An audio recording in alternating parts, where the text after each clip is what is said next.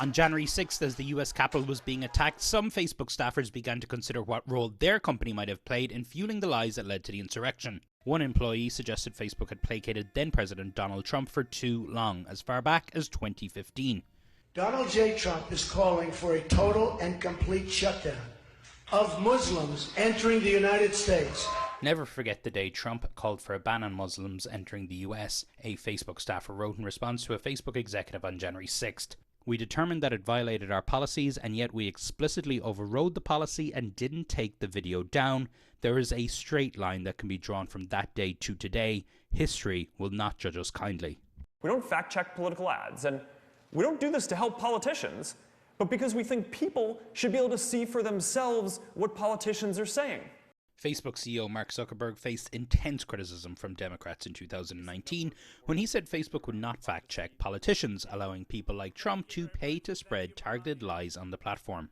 Leaked internal Facebook documents reveal the company's own research showed that people trust information shared by politicians more than regular users, making politician-shared misinformation especially believable. Facebook even ran a focus group of users in Chicago, according to the leaked documents, during which people told us that Facebook has a greater responsibility for labeling the false content shared by political leaders than they do for ordinary users.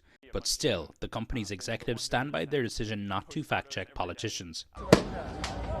And last summer, when Zuckerberg refused to act on a Trump post that threatened that looting in Minneapolis would lead to shooting, employees pushed back. At least one person even left the company.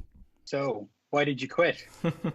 I've seen a couple times now that Mark doesn't uphold his principles. Zuck has told us over and over that calls to violence would not be tolerated on the platform, even if they were by the President of the United States. An internal Facebook memo in August 2020 noted Facebook's decision-making on content policy is routinely influenced by political considerations.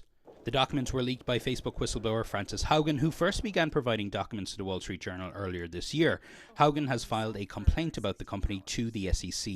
Part of one of this whistleblower's disclosures to the SEC is about this idea that the team at Facebook that works with governments, essentially has to keep governments on side, get involved in the content moderation decisions. And from one of Facebook's own internal documents, an employee wrote, Facebook's decision-making on content policy is routinely influenced by political considerations. If you could just explain this to us a little bit. This is an incredibly important issue. Facebook has engineers who are focused on how to make the platform safe. And the public policy team will evaluate that and decide, is this going to upset certain political forces? And are they going to complain that we are trying to censor them?